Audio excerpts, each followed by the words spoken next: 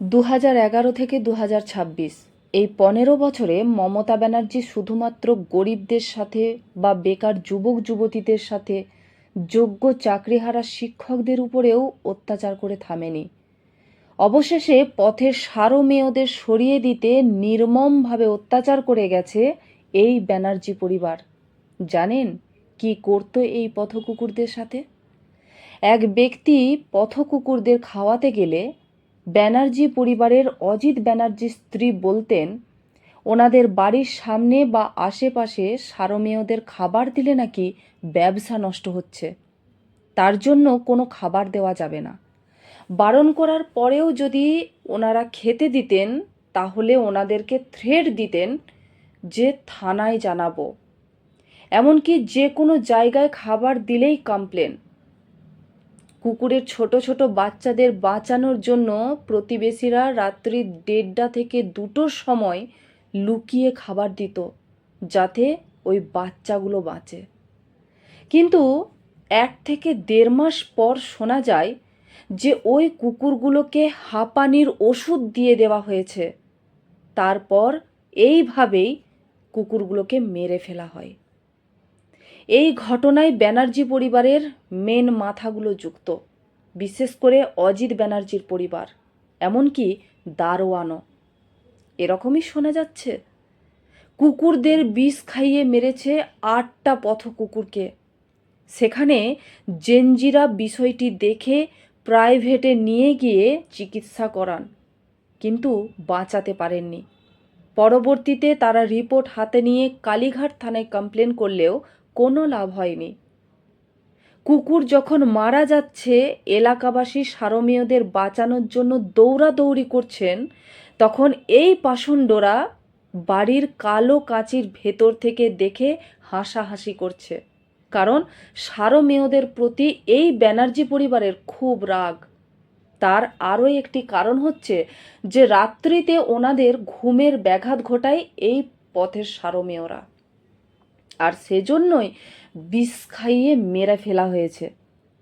অজিত ব্যানার্জির পরিবার দীর্ঘদিন ধরে ওই এলাকায় কুকুরদের অত্যাচার করেছে। অবশেষে সারমেয়রাও বুঝতে পেরেছে যে এই কালীঘাটের ব্যানার্জি পরিবার তাদের জন্য কতটা ক্ষতিকারক। তারা প্রাণের ভয়ে ওই তল্লাটেই আর আসে না, আর এলেও একটা গণ্ডি আছে, তার বাইরে পা রাখে না। তারাও এখন জেনে গেছে যে গণ্ডির বাইরের গেলেই তাদের প্রাণ যেতে পারে। অবলা জীবগুলোকেও রেয়াত করেনি এরা। কতটা পাষণ্ড হৃদয় হলে এই কাজ করতে পারে ভাবুন। এই অমানুষগুলোর উপযুক্ত শাস্তি দেওয়া দরকার। চুরি দুর্নীতি করে মান এবং হুঁশ মনে হয় দুটোই শেষ হয়ে গেছে। প্রকৃতি যেন এদের বিচার করে, এটুকুই বলবো। প্লিজ দেখুন ভিডিওটি।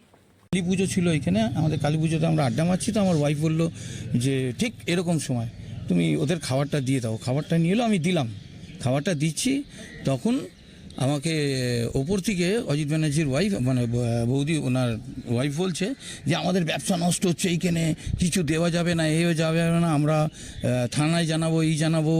ওর উল্টো পাল্টা আমাকে খেতে দেওয়াটা নিয়ে হ্যাঁ থানায় জানাবো, মানে আমার উল্টো পাল্টাই। দেখুন, আমরা তো খেটে খাওয়াওয়ালা ছেলে, আমাদের ফ্যামিলি আছে, আমরা এখন কি করব? লাস্টে চাও চেষ্টা করলাম, একবার 2-3 দিন চেষ্টা করলাম খাবার দেবার, এইখানটায় পর্যন্ত দিলাম, তবুও কমপ্লেন। ওই কোনটায় বিস্কুট দিচ্ছি, তবুও কমপ্লেন। অতটা দূরে চলে গেলাম, তবুও বিপুল বোর্ডে লেখা, ওই জায়গাটাও পর্যন্ত কমপ্লেন। কারণ কি দেখালেন? দিতে পারবো না, খাবার দেওয়া, বাচ্চাদের দেওয়া যাবে না, এই একটা কথা। ও এবার এদেরই একজন দরওয়ান ছিলেন, উনি বললো আমরা দিই, কিন্তু আমি পুরো ভেরিফিকেশান করলাম, কেউ খাবার দেয় না।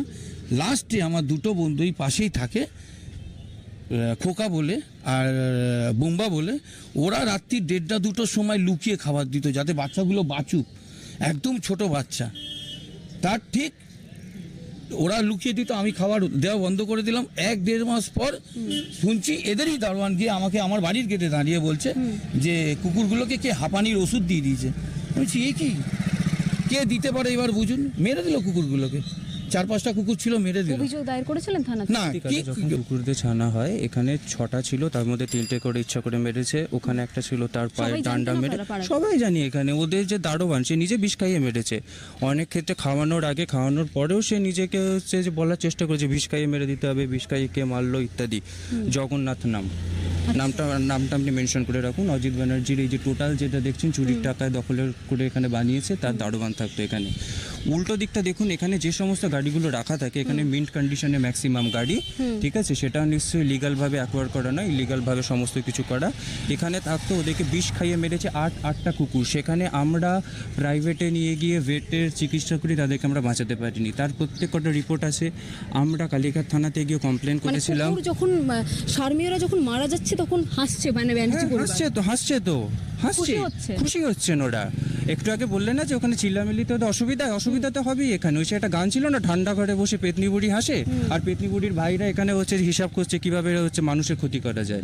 মানুষের ক্ষতি করা যাবে, পশুদের ক্ষতি। যেখানে এরা হচ্ছে এমন একটা দল যারা মানুষ তো ছেড়ে দিন, একটা হচ্ছে যে কুকুরকে যে হচ্ছে মেরে ফেলতে পারে, তো সেখানে মানুষদের প্রতি এদের কি আচরণ আমরা পশ্চিমবঙ্গের মানুষ জানি। রাত্রেবেলা ডাকছে, তাতে ঘুমের অসুবিধা। ওদের ঘুমের অসুবিধা, ঠিক আছে, চুরির টাকায় তো ওখানে বাড়িটা তৈরি করে ঘুমিয়েছে। এখন আবার শুনছি এত বড় একটা খিল দিয়ে নাকি আটকে রাখে আর জানলা দিয়ে উঁকি মারে লুকিয়ে যদি আবার চলে আসে ইত্যাদি ক্ষেত্রে। মিডিয়াতে বাইট দিচ্ছেন, এখন হতে পারে ভেতর থেকে দেখছে কালো কাঁচের। হ্যাঁ, হতেই পারে। এরা তো চোর, এখানে এদের থেকে কি করবে? এখানে চোরের মতো করে তাকাবে, দেখবে, আর কি করবে এখানে? এখানে লুকিয়ে আমি হরলিক্স বিস্কুটের প্যাকেট খুলে দিতাম। যখন কথা বলছে আপনার সাথে, কুকুর আসতে না আতঙ্কে, যদি এখানে 20 পিস খাইয়ে দেয়। মানে ব্যানার্জি পরিবারের উপর শারমিয়দের আতঙ্ক। এই ষষ্ঠী ব্যানার্জির বউ, অজিত ব্যানার্জির বউ, এত জঘন্য মুখের ভাষা, এত জঘন্য। ওরা লাস্টে এইখানে না, এই যে ঘাসটা দেখা যাচ্ছে নিচের যে গ্রিলের, ওরা একটা কি পাত্তি লাগিয়ে দিয়েছিল যাতে কুকুরগুলো না ঢুকতে পারে, মরে যাক রাস্তায়। গাড়ি এইখানে তো সারাক্ষণ এদের এত বড় বড় গাড়ি আছে, তা গাড়ি তো যাওয়া আসা করবে, কেউ গাড়ির তলায় চলে যাক, এটা চায়। আমরা ভয়ে এই চল্লাটাই আসে না। না, এইখানটা আসে না।